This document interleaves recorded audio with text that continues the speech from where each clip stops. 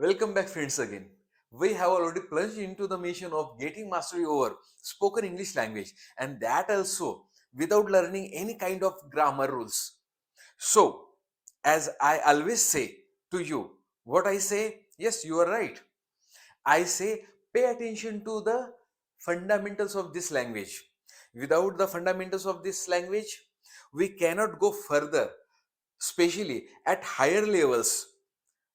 And if we want to have fluency in this language, then we have to learn the fundamentals because we are ignoring the rules of grammar. In case you follow the rules of grammar, then obviously you will learn the fundamentals of English language automatically because everything is in grammar. But grammar rules seems to be some kind of tedious, boring, and that's why we are ignoring grammar rules and we are paying to the fundamentals of English language. That is why I always insist you to just pay attention to just learn the fundamentals of this language.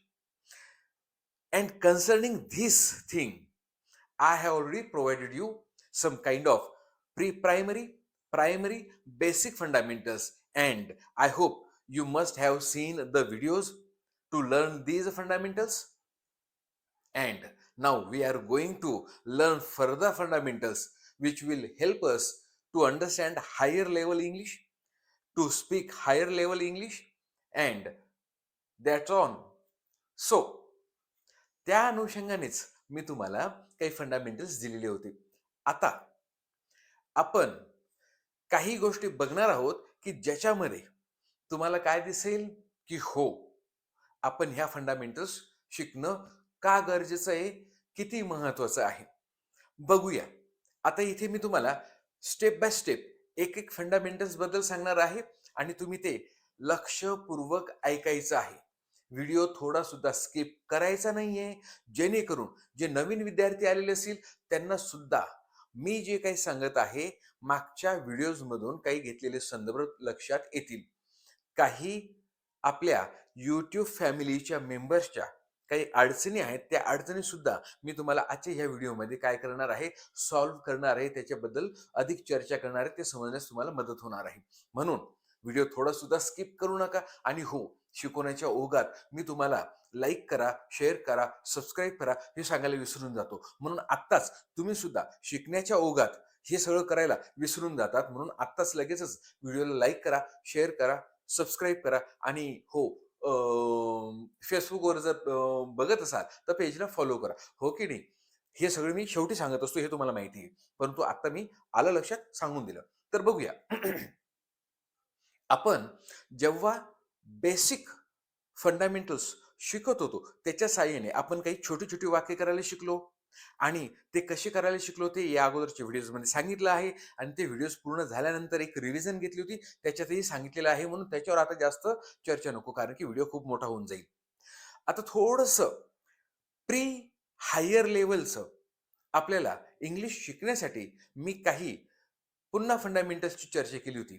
ती काय होती? तर सर्वात प्रथम आपण काय केलं होतं, की 2 शब्दांकडे लक्ष द्या असं सांगितलं होतं. कोणते 2 शब्द सांगा पाहू? आठवतायत? 100% आठवत असतील, पाहिलं असेल तर आणि त्याच्यावर थोडासा सराव केला असेल तर आठवतच असेल. परंतु जे सॉरी, जे पुन्हा एकदा सॉरी, जे नवीन विद्यार्थी आलेले असतील त्यांच्यासाठी सांगू इच्छितो. ते जे 2 शब्द होते ते तुम्ही ओळखले असतील, ते म्हणजे कर्ता आणि क्रियापद. आणि ह्या कर्ता आणि क्रियापदाबद्दल मी तुम्हाला काय सांगितलं होत्या? 2 छोट्या-छोट्या व्याख्या सांगितल्या होत्या. कोणत्या? कर्ता कसा ओळखायचा? 3 शब्दांमध्ये. जो क्रिया करतो. बस इतकी छोटीशी व्याख्या सांगितली होती. कशाबद्दल? कर्ता कसा ओळखायचा? जो क्रिया करतो. आणि क्रियापद, क्रियापद कसं ओळखायचं? की ज्याच्यात क्रिया दिसते. म्हणजे क्रियापद कसा ओळखायचा? असा शब्द की ज्याच्यात क्रिया दिसते. म्हणजे असा कोणताही शब्द असो की ज्याच्यामध्ये आपल्याला क्रिया दिसते, कार्य दिसतं, त्या शब्दाला आपण क्रियापद असं म्हणतो. मग आता ह्या 2 शब्दांच्या सहाय्याने आपण छोटी-छोटी वाक्य करायला शिकलो होतो. पण अशी वाक्य करत असताना, आपण कर्ता क्रियापद घेत असताना, एक छोटीशी रचना सुद्धा फळ्यावर लिहिलेली होती. ती मी तुम्हाला इथे स्क्रीनवर देतोय. काय रचना होती ती? कर्ता, मूळ क्रियापद, कंसामध्ये एस-ई-एस, त्याच्यानंतर कर्म आणि इतर शब्द. तर जेव्हा आपण ही छोटी-छोटी वाक्य करायला शिकलो होतो, तेव्हा आपण आय पासून तर दे पर्यंत सर्वच सर्वनाम कर्ते म्हणून घेण्याचा प्रयत्न केला. आणि हे सगळे कर्ते जेव्हा आपण घेतले, तेव्हा काही कर्त्यांच्या पुढे जेव्हा क्रियापद आलं, तेव्हा त्याच्या पुढे त्या क्रियापदाला एस किंवा ई-एस हे प्रत्यय आपल्याला लावायचे होते, हे सुद्धा आपण सांगितलं होतं. मग असे कोणते ते सर्वनाम होते, की जेव्हा-जेव्हा ते सर्वनाम येतील, तेव्हा-तेव्हा त्यांच्या क्रियापदाला एस किंवा ई-एस लावायचा. हे कोणते होते सांगा पाहू? आठवतायत ना? कोणते? ही, शी, इट. हो की नाही? म्हणजे नक्कीच तुम्हाला ते आठवतात. ही, शी, इट हे कर्ते जेव्हा-जेव्हा असतील, तेव्हा-तेव्हा त्यांच्या क्रियापदाला, त्या कर्त्यांना नाही हं, त्यांच्या क्रियापदाला एस किंवा ई-एस हे प्रत्यय लावायचं आहे. आपल्यापुढे प्रश्न उपस्थित झाला होता, की नेमका एस केव्हा लावायचा आणि ई-एस केव्हा लावायचा? तर तेही मी तुम्हाला छोट्या-छोट्या नियमांच्या सहाय्याने सांगितलं होतं. मी प्रयत्न करेल इथे स्क्रीनवर टाकण्याचं. तर पहिला नियम काय होता, की कर्ता कोण असला पाहिजे? ही, शी, इट असला, की त्यांच्या क्रियाबदला एस किंवा ई-एस लावायचा. मग दुसरा नियम काय होता? त्या क्रियापदाचे शेवटचे अक्षर जर एस, एस-एच, सी-एच, ओ, एक्स, झेड हे जर असतील, तर त्या क्रियापदाला ई, एस हेच प्रत्यय लावायचं. पण अट काय? कर्ता कोण असला पाहिजे? ही, शी, इट. मग त्याच्या क्रियापदाला एस किंवा ई-एस लावायचा आहे. आणि ई-एस केव्हा लावायचा आहे? तर क्रियापदाचं शेवटचं अक्षर एस, एस-एच, सी-एच, ओ, एक्स, झेड हे अक्षर असतील, तर तुम्हाला त्या क्रियापदाला ई-एस प्रत्यय लावायचा आहे. म्हणजे कर्ता घेतला, मूळ क्रियापद घेतलं आणि जर कर्ता ही, शी, इट असला, तर क्रियापदाला एस किंवा ई-एस लावायचं हे तुम्हाला समजलं. मग इथेच आपण थांबलो होतो का? तर मुळीच नाही. ही ह्या सर्वनामाच्या ऐवजी जर मुलाचं नाव आलं, तर त्याच्या क्रियापदाला सुद्धा एस, ई-एस लावायचं आहे. हे आपण सांगितलं होतं. परंतु जर हीच्या ऐवजी मुलाचं नाव नाही आलं आणि the boy, the man, the teacher, the king, the inspector, the engineer, the pilot, the Potter, the singer असं काही आलं तर? हो. तिथे सुद्धा त्याच्या क्रियापदाला काय लावायचं आहे? एस किंवा ई-एस लावायचं आहे. हीच गोष्ट शी या सर्वनामाच्या पुढे पण तेच होणार आहे. शी या सर्वनामाच्या ऐवजी जर the girl, the woman, the teacher and so and so हे की नाही? असं जर असेल, जसं आत्तावरती एक लिस्ट दिली, तसं जर असेल, तर पुन्हा एकदा त्याच्या क्रियापदाला एस किंवा ई-एस लावायचं हे आपण सांगितलेलं आहे. म्हणजे आपण कर्ता आणि क्रियापद असे हे 2च शब्द घेतले. या 2 शब्दांच्या आपण साहाय्याने छोटी-छोटी वाक्य करायला शिकलो. त्याच्यानंतर आपण काय केलं? तर मी तुम्हाला अगोदरच प्रथमा, द्वितीय आणि षष्टी इथे मी 3-3 सेकंदासाठी प्रथमा, द्वितीया आणि षष्टी स्क्रीनवर देऊन टाकतो. ऑलरेडी तुम्हाला माहित आहे. पण नवीन विद्यार्थ्यांसाठी ते सुलभ, सोयीस्कर, उपयुक्त ठरेल म्हणून देतो. तर आपण प्रथमा, द्वितीय आणि षष्टी ही घेतली होती अगोदरच. परंतु मी आपल्याला थोडंसं अलगद हायर लेव्हलला घेऊन जात असताना द्वितीयेचा उल्लेख केला होता. आता ही द्वितीया कोठे उपयोगात येते हे सुद्धा सांगितलं होतं. कर्ता, क्रियापद झालं की कर्माच्या जागेवर द्वितीयेचा उपयोग होतो असंही सांगितलं होतं. मी तुम्हाला असंही सांगितलं होतं, पुन्हा एकदा बारकाईने बघा. कर्ता जिथे असतो त्या कर्त्याच्या जागेवर नेहमी प्रथमाच येते, जी आता तुम्हाला स्क्रीनवर दिसत असेल.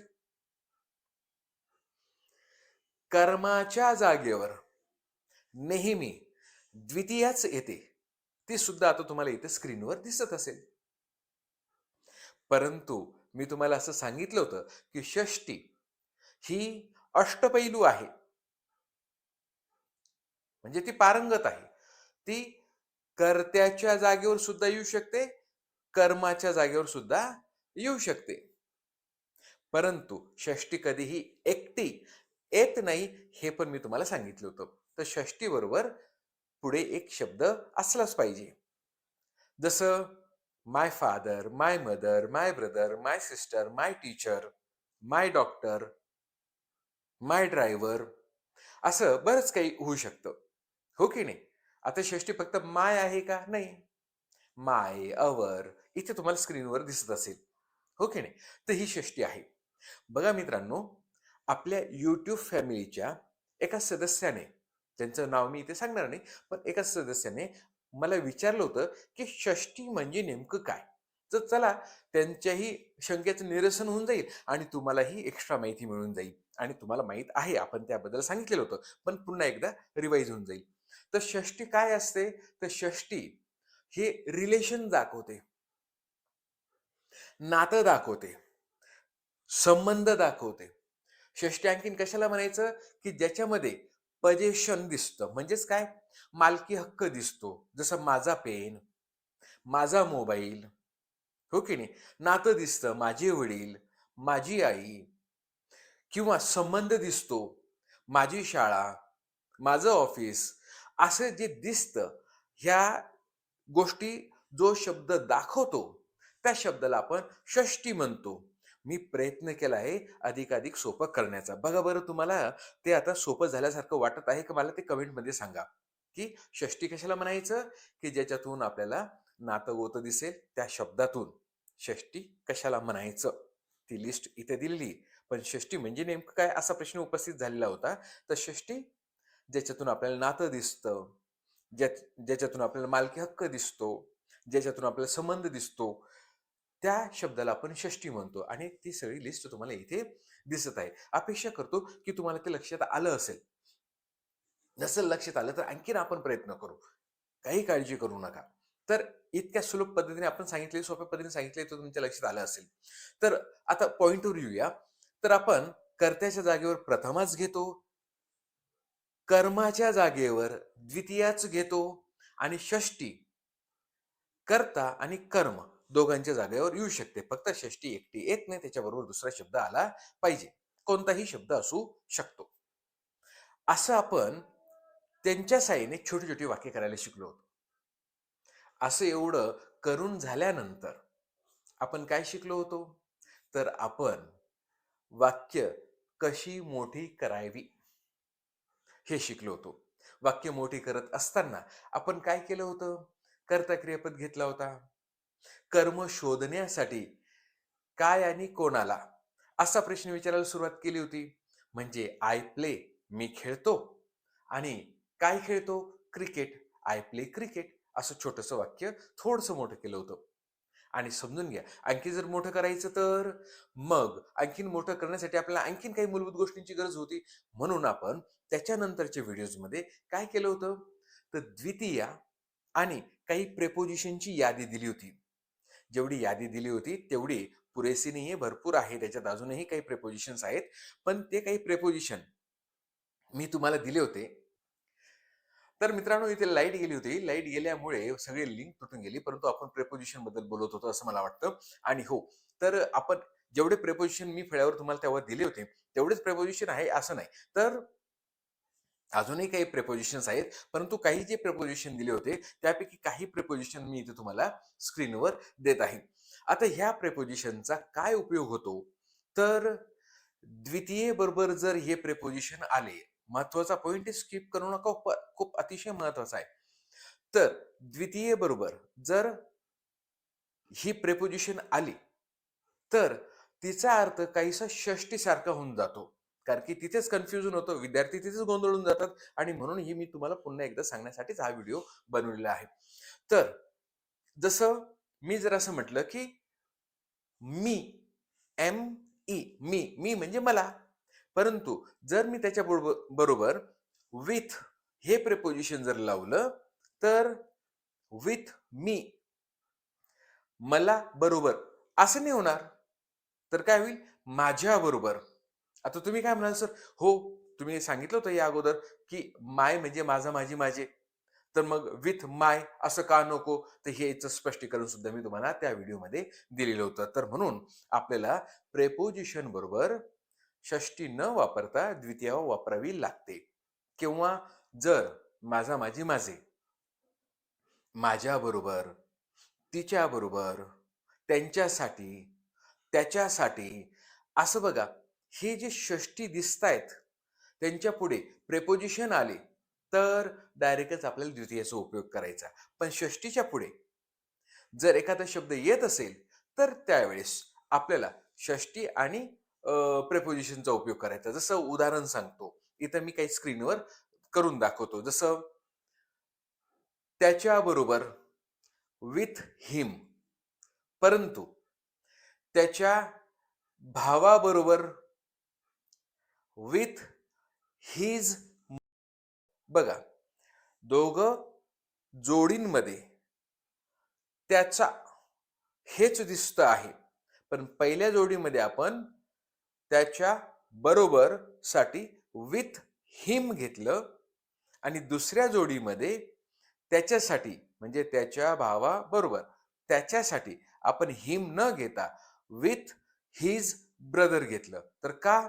तर षष्टी बरोबर दुसरा एक्स्ट्रा शब्द आला म्हणून आपण तिथे षष्टीच वापरलं. तर याबद्दलही आपण चर्चा केली होती आणि म्हणून हे वाक्य हळूहळू आपण मोठे करत असताना काय केलं होतं? तर कर्त्याच्या जागेवर आपण प्रथमा घेतली होती, कर्माच्या जागेवर आपण द्वितीया घेतली होती आणि षष्टी कर्ता किंवा कर्म दोघांच्या जागेवर वापरली जाऊ शकते, हे सुद्धा आपण शिकवलेलं होतं. आता इथेच आपण थांबलो होतो का? तर मुळीच नाही. आपण इथे न थांबता काय केलं होतं? तर आपण काही ॲडव्हर्ब्स ऑफ फ्रिक्वेन्सी घेतली होती. ॲडव्हर्ब्स ऑफ फ्रिक्वेन्सीचे काही उदाहरणं इथे मी तुम्हाला फळ्यावर देतोय. ते आपण घेत असताना हे सुद्धा सांगितलं होतं, की वाक्य जेव्हा आपण मोठे करत असतो, तर आपल्याला सावध राहायचं असतं. काय करणार आपण? तर हे ॲडव्हर्ब्स ऑफ फ्रिक्वेन्सी म्हणजे असे शब्द, की ज्याच्यामध्ये आपल्याला काही गोष्टी, कारण की इंग्लिशमधून आलेले आहे म्हणून ते सांगतोय, की ॲडव्हर्ब्स ऑफ फ्रिक्वेन्सी म्हणजे नेमकं काय? तर असे शब्द, की ज्याच्यामध्ये आपण काही गोष्टी पुन्हा-पुन्हा करतो, अधून-मधून करतो, नेहमी करतो, वर्षातून एकदा करतो, असं जे काही आपल्याला सांगायचं असतं, तर ते जे शब्द असतात, ते शब्द घटनाक्रम सांगतात, नेहमीच्या गोष्टी, अधून करण्याच्या गोष्टी सांगतात आणि त्या शब्दांना आपण ॲडव्हर्ब्स ऑफ फ्रिक्वेन्सी म्हणजे वारंवारिता दाखवणारे शब्द असं म्हणत असतो. तर हे जे शब्द आहेत, जे लिस्टवर दिसत आहेत, हे शब्द तुम्हाला मूळ क्रियापदाच्या अगोदर घ्यायचे असतात. म्हणजे कर्ता, क्रियापद आपण लिहितो की नाही, तर त्या क्रियापदाच्या अगोदर, कर्त्याच्या लगेच नंतर आणि क्रियापदाच्या अगोदर हे शब्द घ्यायचे असतात. जसं आय टॉक इंग्लिश, मी इंग्लिश बोलतो. I always talk English. आता इथे बघा, आय टॉक इंग्लिश, मी इंग्लिश बोलतो. तर टॉक हे क्रियापद झालं आणि तिथे मी काय केलं, आय ऑल्वेज टॉक इंग्लिश म्हणजे टॉक या क्रियापदाच्या अगोदर ऑल्वेज हा शब्द आपण तिथे घेतला आहे. त्याचप्रमाणे शी नेवर स्पीक लाईज. आता शी नेवर स्पीक्स लाईज म्हणजे काय? ती कधीही खोटं बोलत नाही. म्हणजे असं जर आपण म्हटलं तर शी, आपण जर असं म्हटलं तर she speaks lies, she talks a lie. असं जर म्हटलं तर काय होईल? शी टॉक्स अ लाय म्हणजे ती खोटं बोलते. पण जर आपण असं म्हटलं तर शी नेव्हर टॉक्स लाईज, तर ती कधीही खोटं बोलत नाही. म्हणजे हा जो नेव्हर आहे तो आपण टॉक या क्रियापदाच्या किंवा स्पीक या क्रियापदाच्या अगोदर घेतला. तर अशी ही जी लिस्ट आहे ती आपल्याला क्रियापदाच्या अगोदर घ्यायची असते, हे आपण सांगितलं होतं. परंतु टू बी ह्या क्रियापदाचे जी रूप आहेत, am, is, are, was, were इत्यादी, हे जे रूप आहे, या रूपाच्या नंतर हे ॲडव्हर्ब्स वापरायचे असतात. हे जे शब्द दिले, हे शब्द मुख्य क्रियापदाच्या अगोदर, परंतु टू बी ह्या क्रियापदाच्या रूपाच्या नंतर टाकायचे असतात, हे सुद्धा आपण सांगितलं होतं.